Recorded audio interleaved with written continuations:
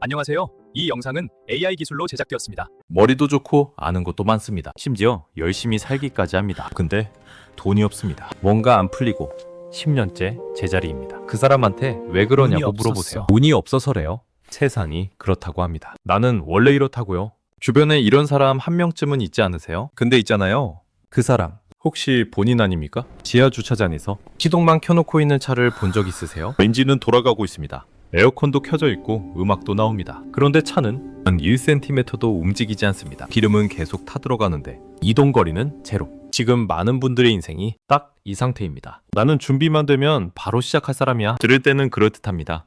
의지도 있어 보이고 계획도 있어 보입니다. 근데 이게 세상에서 가장 조용한 실패입니다. 소리도 없고 충격도 없습니다. 아무도 모르고 본인도 잘 모릅니다. 그냥 어느 날 문득 내가 아직도 여기 있다는 걸 깨닫는 겁니다. 오늘 이 말이 왜 이렇게 위험한지 뇌과학과 심리학으로 낱낱이 밝혀드리겠습니다. 솔직하게 한번 여쭤볼게요. 지금 준비 중인 게 있으세요? 창업 준비 중, 투자 공부 중, 부업 알아보는 중, 자격증 준비 중. 이 단어들의 공통점이 뭔지 아세요? 전부 다 중으로 끝납니다. 중간 어딘가에 계속 머물고 있다는 뜻입니다. 그리고 그 중이 몇 년째 계속되고 있다는 것도요. 여기 준비만 씨가 있습니다. 44세 중견기업 과장입니다. 본인 말로는 항상 준비 중입니다. 3년 전에는 창업을 준비했습니다. 아이템 조사하고 시장 분석하고 사업계획서 초안까지 썼습니다. 근데 시작은 안 했습니다. 지금 경기가 너무 안 좋아서 2년 전에는 주식을 공부했습니다. 강의도 들었고 책도 샀고 증권사 앱도 깔았습니다. 근데 계좌에 넣지는 않았습니다. 조금만 더 공부하고 시작하려고. 작년에는 유튜브 채널을 기획했습니다. 채널 이름도 정하고 콘셉트도 잡았습니다. 카메라도 알아봤습니다. 근데 영상은 한 편도 안 올렸습니다. 아직 장비가 좀 부족해서 3년이 흘렀습니다. 준비만 씨의 통장 잔고는 3년 전이랑 거의 같습니다. 준비만 씨가 게으른 사람일까요? 아닙니다. 준비만 씨는 오히려 준비를 너무 많이 한 사람입니다. 그게 문제입니다. 뇌과학에서 이걸 분석 마비라고 합니다. 복잡한 선택 앞에서 전두엽의 작업 기억이 과부하 상태에 빠지면 뇌는 결정을 지연하고 회피하는 모드로 들어갑니다. 쉽게 말하면 이렇습니다. 정보가 10개일 때보다 정보가 100개일 때 결정이 더 어렵습니다. 직관적으로 이상하게 들리죠? 더 알수록 더 잘 결정할 것 같잖아요. 근데 뇌는 그렇게 작동하지 않습니다. 선택지가 늘어날수록 변수가 많아질수록 뇌는 오히려 얼어붙습니다. 유튜브 영상 하나 더 보고 강의 하나 더 결제하고 책 한 권 더 읽을수록 조금만 더 알아보자가 조금만 더 기다리자가 되고 그게 결국 나는 아직 준비가 안 됐어로 굳어집니다. 준비를 많이 할수록 더 못 움직이는 뇌. 이게 분석마비의 정체입니다. 그런데 준비만 씨한테 또 하나가 있습니다. 준비를 하면 할수록 자격증 하나가 생기면 또 다른 자격증이 눈에 들어옵니다. 시드머니 1,000만 원 모으면 2,000은 있어야 제대로 시작하지가 됩니다. 아이디어 하나가 정리되면 경쟁사 분석을 좀 더 해야 해가 나옵니다. 이게 성장이 아닙니다. 뇌가 준비만 씨한테 계속 골대를 옮기고 있는 겁니다. 10년을 달려도 골대는 항상 저 멀리에 있습니다. 그리고 그때 가서야 이렇게 말하게 됩니다. 나는 운이 없었어. 운이 없었던 게 아닙니다. 주차장에서 너무 오래 공회전한 겁니다. 2025년 초를 기억하세요? 주식시장 분위기가 싸늘했습니다. 전문가들이 한마디씩 했습니다. 지금 들어가면 바보다. 아직 바닥이 아니야. 더 떨어진다. 그 말들을 들으면서 많은 분들이 기다렸습니다.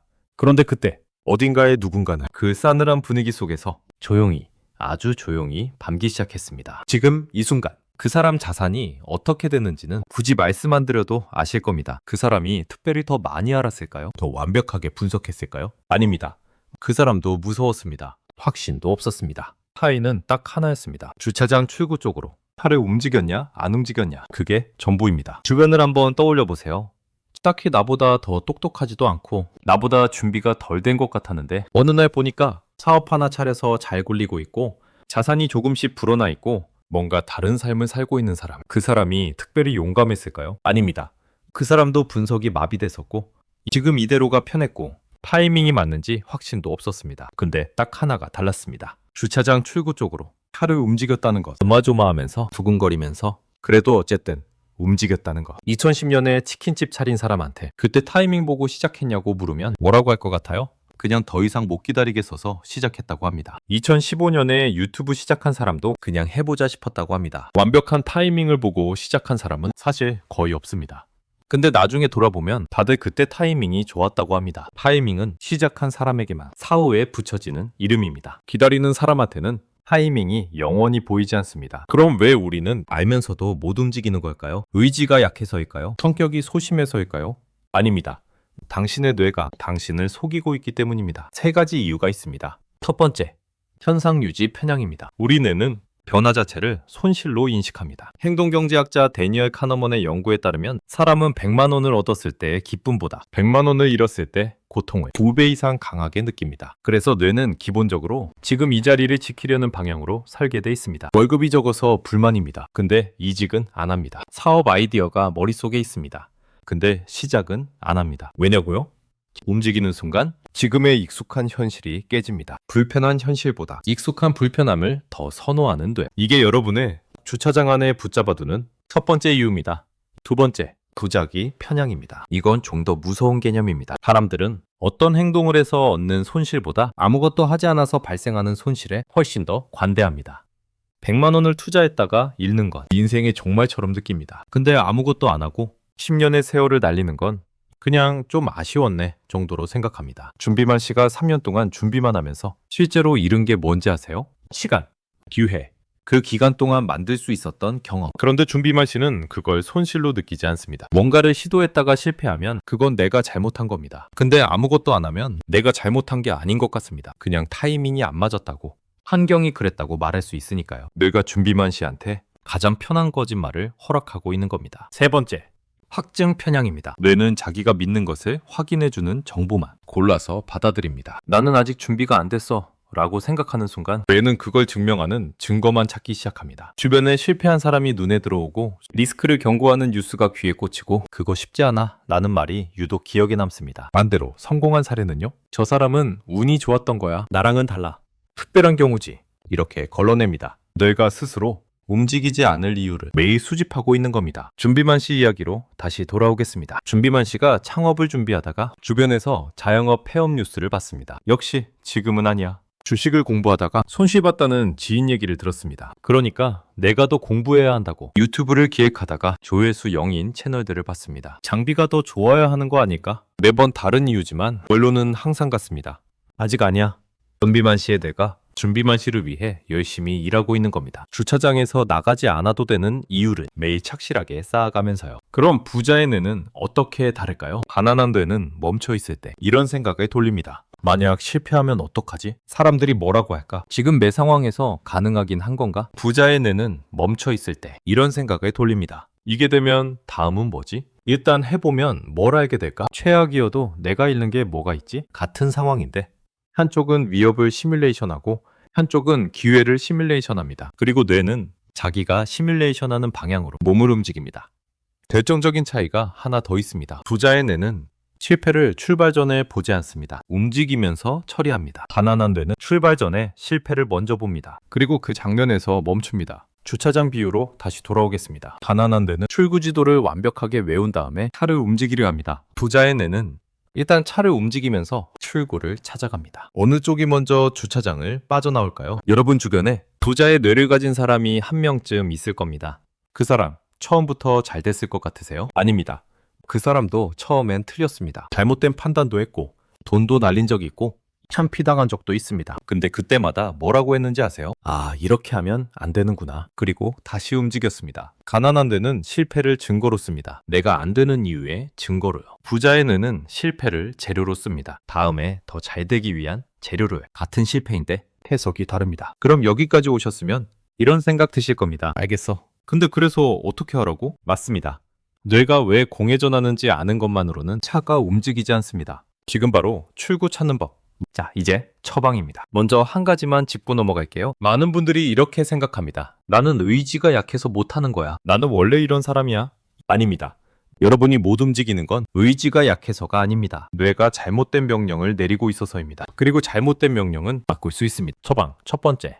목표의 크기를 줄이세요. 지금 여러분 뇌가 공회전하는 가장 큰 이유가 뭔지 아세요? 목표가 너무 크기 때문입니다. 창업을 한다. 투자를 시작한다. 부업으로 월 100만 원을 번다. 이 목표들 앞에서 뇌는 얼어붙습니다. 실패했을 때 잃는 것도 너무 크게 느껴집니다. 그러니까 이렇게 바꾸세요. 창업을 한다가 아니라 오늘 사업자 등록증 검색 한 번만 해본다. 투자를 시작한다가 아니라 오늘 증권사에 하나 깔아본다. 월 100만 원 번다가 아니라 오늘 관련 커뮤니티 하나 가입해본다. 뇌는 큰 목표 앞에서 얼어붙지만 작은 행동 앞에서는 저항이 확 낮아집니다. 주차장 출구를 한 번에 찾으려 하지 말고 일단 핸들을 오른쪽으로 살짝 꺾는 것. 그게 시작입니다. 커방 두 번째, 실패의 크기를 미리 정해두세요. 뇌가 진짜 두려워하는 건 실패 자체가 아닙니다. 감당할 수 없는 크기의 실패입니다. 시작 전에 이렇게 딱 정해두세요. 이번 시도에 내가 있는 건 퇴근 후 딱 2시간이다. 이 금액을 잃어도 내 생활에 지장은 없다. 실패를 막으려는 게 아닙니다. 실패의 크기를 미리 정해두는 겁니다. 전 재산을 넣는 건 도박입니다. 근데 잃어도 괜찮은 금액을 넣는 건 실험입니다. 전부를 거는 창업은 무섭습니다. 근데 퇴근 후 2시간만 써보는 건 잃을 게 별로 없습니다. 특기를 정해두는 순간 뇌의 경보음이 한 단계 낮아집니다. 그 순간 차가 움직이기 시작합니다. 처방 세 번째, 오늘 한 것을 눈에 보이게 남기세요. 뭔가를 했다면 반드시 흔적을 남기세요. 메모장에 한 줄이어도 됩니다. 캘린더에 체크 하나여도 됩니다. 가족한테 카톡 한 줄 보내는 것도 됩니다. 왜냐고요? 뇌는 기록된 것을 현실로 인식합니다. 오늘 내가 뭔가 했다는 증거가 쌓일수록 뇌는 나는 할 수 있는 사람이라는 새로운 정체성을 만들기 시작합니다. 그리고 그 정체성이 바뀌면 행동이 바뀝니다. 행동이 바뀌면 결과가 바뀝니다. 주차장에서 1cm 움직인 기록. 그게 쌓이면 출구가 보입니다. 준비만 씨 이야기 얼마를 내야 할 것 같습니다. 준비만 씨가 이걸 알게 됐다고 해봅시다. 처음엔 어색했습니다. 목표를 조각내는 게 본인도 좀 우습게 느껴졌습니다. 창업 준비가 아니라 오늘 사업자 등록증만 검색해본다 라고 스스로에게 말하는 게 왠지 작아 보이는 것 같았습니다. 근데 검색을 했습니다. 그리고 메모장에 한 줄 적었습니다. 다음날 조금 더 찾아봤습니다. 일주일 뒤 관련 커뮤니티에 가입했습니다. 한 달 뒤 사람 한 명을 만났습니다. 준비만 씨가 달라진 게 아닙니다. 능력이 갑자기 생긴 것도 아닙니다. 운이 좋아진 것도 아닙니다. 주차장에서 처음으로 핸들을 꺾은 겁니다. 결론입니다. 오늘 드린 말씀 한 줄로 정리하면 이겁니다. 완벽한 준비는 없습니다. 완벽한 타이밍도 없습니다. 있는 건 딱 하나. 지금 이 순간 단 1cm 움직일 수 있느냐 없느냐 그것뿐입니다. 둔성 마비가 왔을 때, 현상 유지가 편할 때, 완벽한 타이밍을 기다리고 싶을 때 이 장면을 떠올리세요. 지하 주차장, 시동 걸린 차, 기름은 타들어가는데 이동거리 제로. 그 차에 내가 앉아있다는 걸. 여러분, 뇌는 아무 문제 없습니다. 그냥 수만 년 된 낡은 프로그램이 아직도 돌아가고 있는 것뿐입니다. 이제 이름을 알았으니까 속지 마세요. 뇌가 아직 준비가 안 됐어 라고 말할 때 이렇게 대답하세요. 알아. 근데 일단 1cm만 가볼게. 오늘 영상 보신 분들께 딱 하나만 부탁드릴게요. 지금 이 순간 여러분이 주차장에 세워둔 것, 창업이든 투자든 부업이든 공부든 오늘 딱 2분만 투자해서 가장 작은 행동 하나만 해보세요. 그리고 댓글에 적어주세요. 나는 오늘 이것을 했다. 그 한 줄이 여러분 뇌의 새로운 회로를 만드는 첫 번째 신호입니다. 이 영상이 도움이 되셨다면 아직도 주차장 안에 계신 분께 살짝 공유해주세요. 말로 하기 어려운 얘기 영상이 대신 전해드릴 겁니다. 저는 다음 영상에서 더 날카로운 이야기로 찾아뵙겠습니다. 돈독한 심리학이었습니다. 감사합니다.